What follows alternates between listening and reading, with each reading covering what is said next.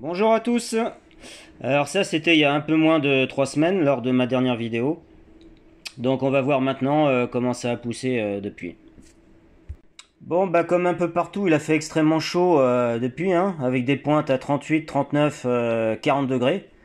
Comme je suis sous tunnel et qu'il n'y a pas de vent, il faut rajouter 2 à 3 degrés de plus, soit des pointes à 43 degrés, sachant qu'une plante est en mode survie à partir de 35.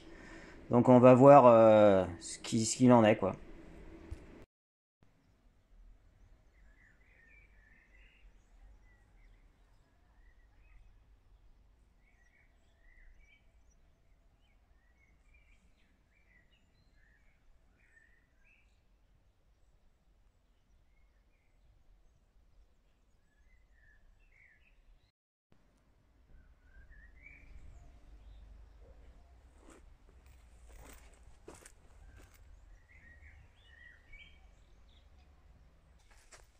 Alors pour rappel, hein, j'ai trois variétés d'aubergines, hein.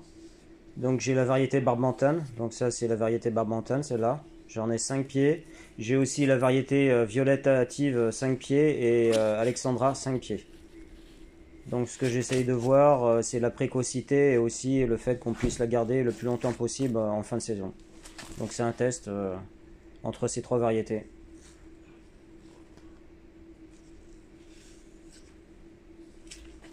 Donc ça c'est toujours Barbantane. Et là, avec les plus petites là et plus nombreuses, on passe sur la variété Alexandra.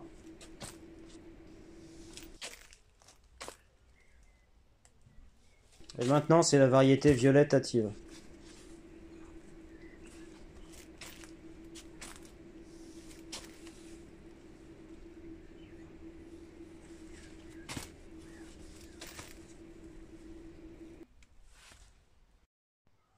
Pour les pastèques, hein, c'est pareil, il y a plusieurs variétés, hein. Pour rappel, il y en a 5. Donc une à chaque fois. Ça c'est la variété Charleston. Ça va être la variété Mini Love.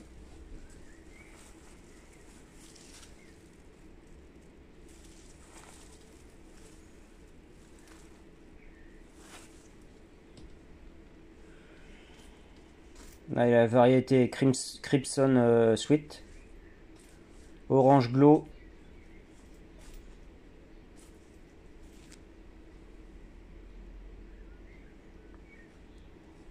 La variété Clondil. Clondic. Et la Pasta Negra.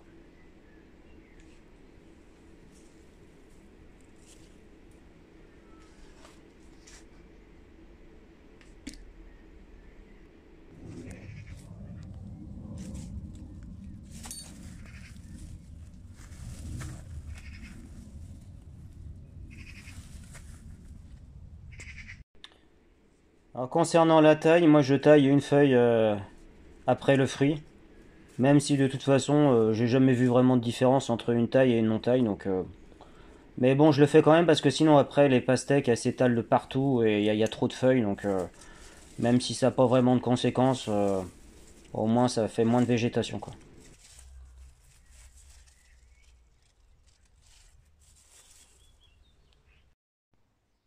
On passe aux tomates, donc là c'est pareil, il y a plusieurs variétés. Donc ça c'est le coin des tomates cerises. À partir de là c'est plus les grosses tomates. Donc la première là c'est Altaï. Voilà, ça c'est Altaï. Ça c'est Gigante Thomas. Ça c'est Stupis. Ça c'est Cherokee. Ça c'est une tomate du commerce mais elle donne rien. Ça c'est une autre tomate du commerce. Et là c'est raisin vert. Et ensuite c'est les tomates Gardeners. Raisin vert et Gardeners c'est les tomates cerises.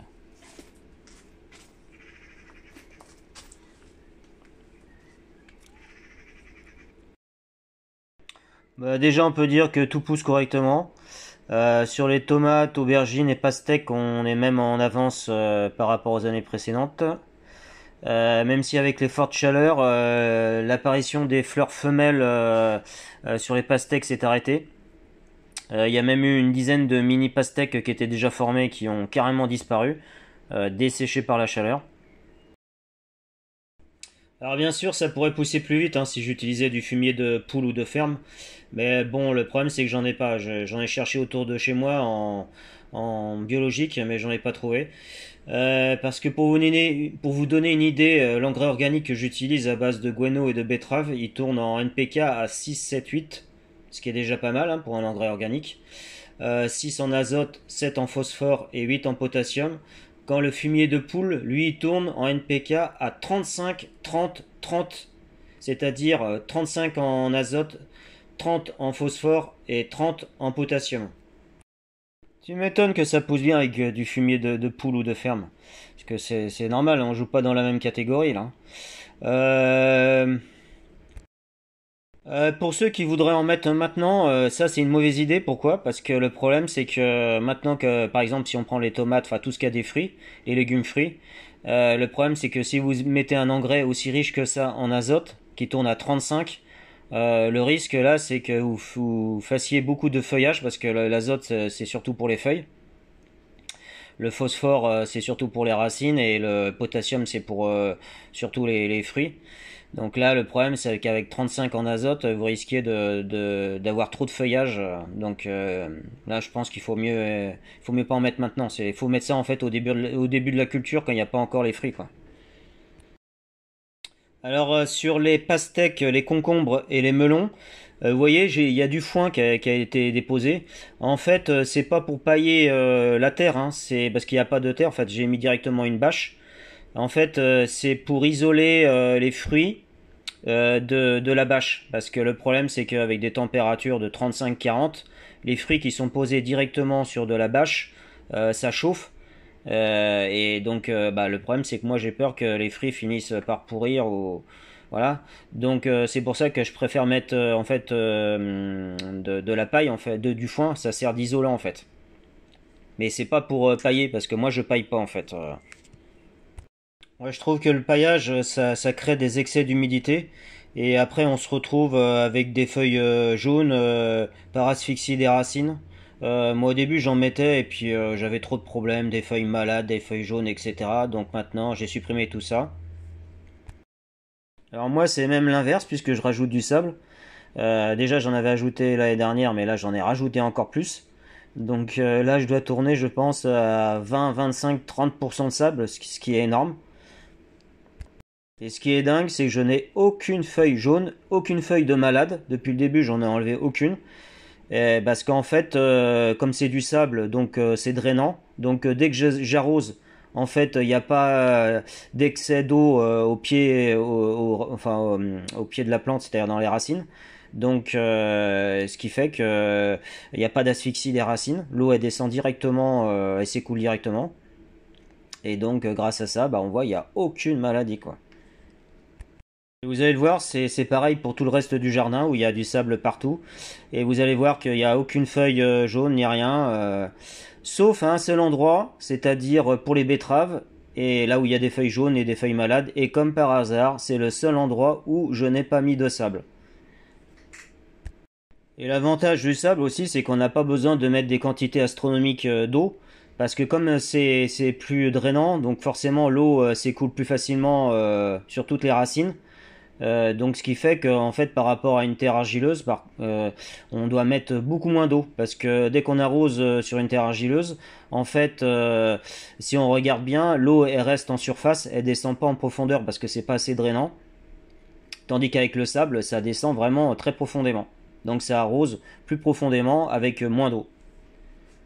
Pour vous donner une idée, donc j'arrose dès qu'il fait plus de 35 degrés, j'arrose tous les jours. Supérieur entre 30 et 35 degrés tous les 2 jours. Et en dessous de 30 degrés tous les 2, 3, 4 jours, ça dépend quoi.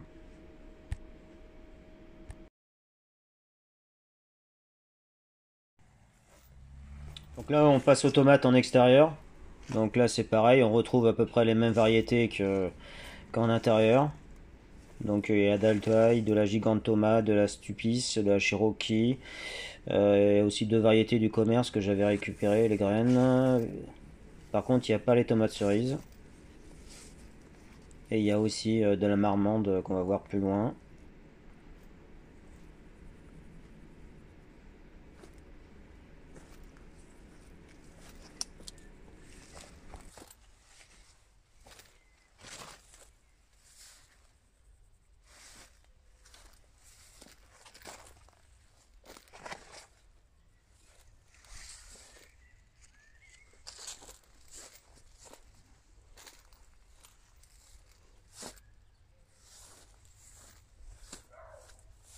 Bon, il y a des tomates un peu formées de partout là, mais bon, on voit pas trop, c'est sous les feuilles. Donc c'est juste pour vous faire voir vite fait comme ça.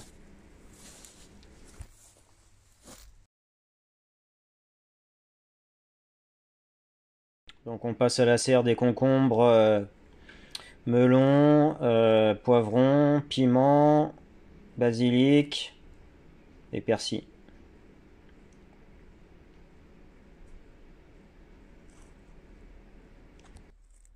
Donc là c'est pareil, tout pousse correctement. On est même en avance, hein, comme l'autre serre, pareil.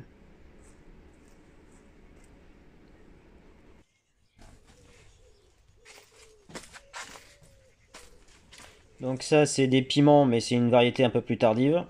Donc là ils commencent juste à être formés. Il y en a d'autres plus loin, mais ceux-là sont déjà plus grands. Donc ça c'est une variété, mes poivrons que je fais d'habitude, mais je les ai semés plus tard cette année, donc ils ont un peu de retard. Là c'est la même variété, mais que j'ai planté dans les temps. Donc on voit, c'est bien parti. Ça c'est la variété d'Irosso.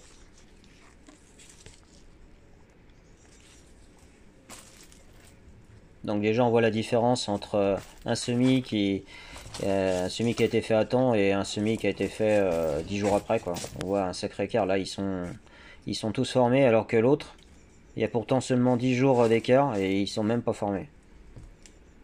Donc c'est pour ça les dates de semis, faut faire attention. Donc ça c'est les piments. Donc ceux-là sont plus précoces, donc ils sont déjà apparus. Donc là on est sur les concombres, donc il y a deux variétés. Donc ça la première variété c'est Marketer 76, ça c'est la variété Sonja, et ça c'est la variété Marketer 76. Le basilic qui pousse très très bien, basilic grand vert, parfait, rien à dire, pas de feuilles de malade, rien du tout. Là ça va aussi. Donc il y a déjà eu des récoltes, hein. Voilà, ça pousse bien. Ça avait ralenti pendant les fortes chaleurs, mais bon, celui-là il est un peu malade depuis toujours. Depuis le début, il a de l'oïdium. Pourtant, c'est une variété résistante. Mais bon, c'est un porteur, ce qu'on appelle le porteur sain, quoi. C'est qu'il a la maladie en lui, mais il la développe pas, quoi. Enfin, il en subit pas les conséquences, quoi. Alors ça, c'est une récolte de concombres sonja. Alors ça, ils ont un goût extraordinaire. J'ai jamais mangé des concombres de ma vie comme ça. Incroyable mais vrai. C'est vraiment, mais c'est délicieux à manger ça. Je vous conseille d'essayer, même si la variété a tendance à avoir de l'oïdium. Et par contre, pour les courgettes, là on voit il y a un souci, c'est qu'il y a un problème d'arrosage là. Elles ont manqué d'eau, c'est pour ça qu'elles sont pas uniformes. On passe au melon, donc ça c'est la variété Montréal, ça c'est la variété Prescott, ça c'est la variété Oka, encore la variété Montréal, la variété Retato et encore la variété Oka. Donc le premier melon en fait, il s'est formé sur la variété Retato. Il y en a même un deuxième. Donc il y a deux melons sur la variété Retato. Les autres en ont pas encore.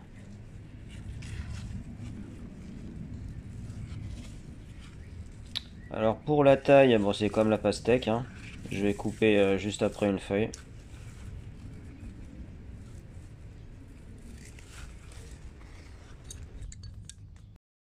On passe sur les courgettes qui sont en extérieur.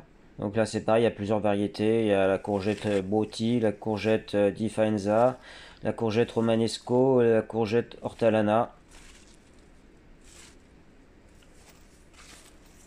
Bon, pour l'instant j'en ai déjà récupéré plein, donc il y en a d'autres à venir. Il y a deux variétés qui sortent du lot, donc c'est la courgette Black Botti et la courgette Romanesco.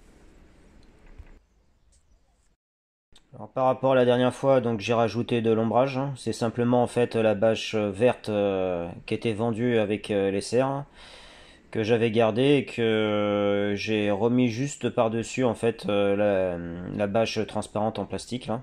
Donc comme ça me sert d'ombrage. Et je l'enlèverai vers septembre, octobre quand il fera moins chaud, quoi. C'est pas que ça réduit de beaucoup la température à l'intérieur de la serre, Mais c'est surtout que ça diminue la quantité de soleil d'UV quoi sur les plantes.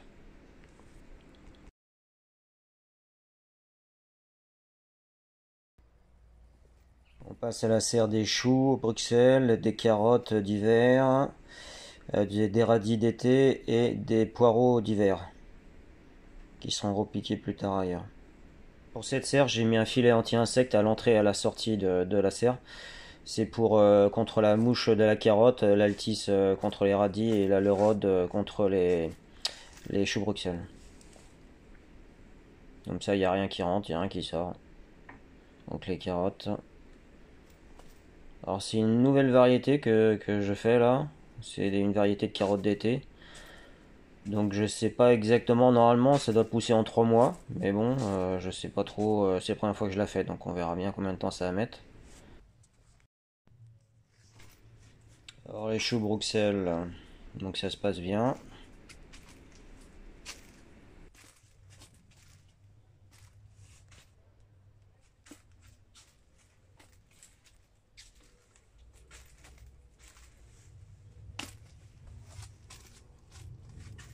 Donc ça c'est un semis de radis qui a été semé il y a quelques jours là. Ça c'est l'autre semis de radis là. Qui a un peu plus d'un mois, un mois et une semaine ou 2 semaines, je sais plus. Donc là ils sont balèzes, hein.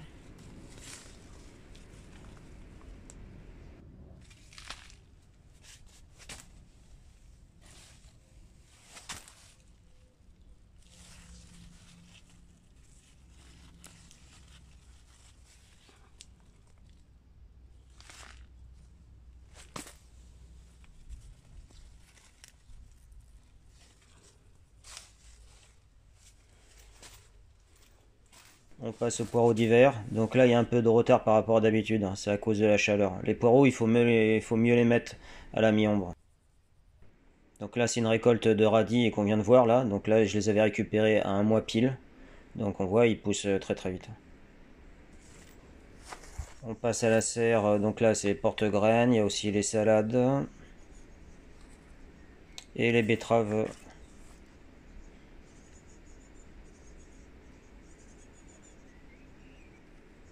Donc ça c'est les betteraves. Donc comme je disais tout à l'heure, on voit il y a pas mal de feuilles qui sont abîmées ou qui sont jaunes, etc. Donc sachant que comme par hasard c'est la seule partie où j'ai pas mis de sable. Bon. Par contre, moi je les ai plantés, je les ai semés fin mars et il faut mieux le faire début mars, hein. Elles seraient beaucoup plus grosses si j'avais fait ça plus tôt. Donc l'année prochaine je vais quand même essayer de les faire plus tôt, sachant qu'en plus ça germe à partir de 5 degrés. Donc on peut se permettre de faire ça dès début mars. Donc ça c'est les graines de poireaux. Là il y avait des graines de petits pois mais ils ont séché à cause de la chaleur. Là c'est les radis d'hiver. Là le fenouil. Et là c'est betterave.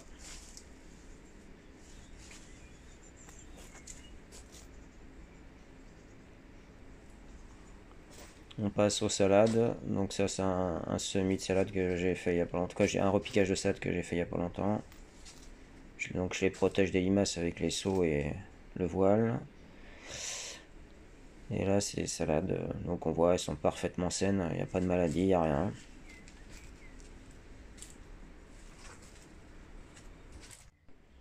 On passe à la serre des haricots et aussi des petits pois. Exceptionnellement, les petits pois, je les ai mis là parce que d'habitude ils vont avec les autres.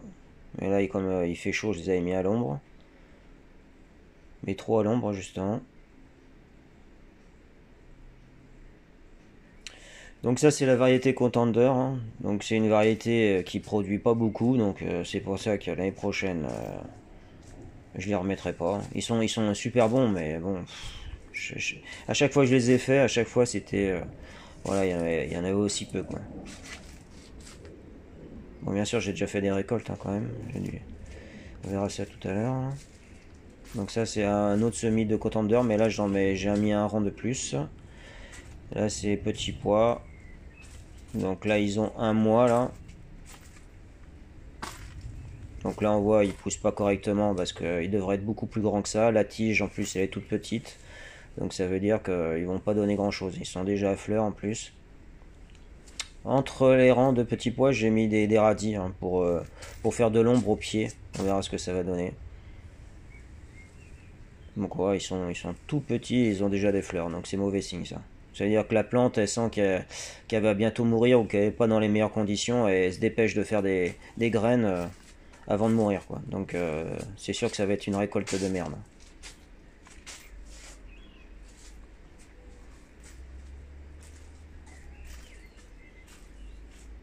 Voilà, une récolte de haricots là, entre autres. J'en ai fait deux comme ça. Donc on voit, ça produit pas beaucoup quand même.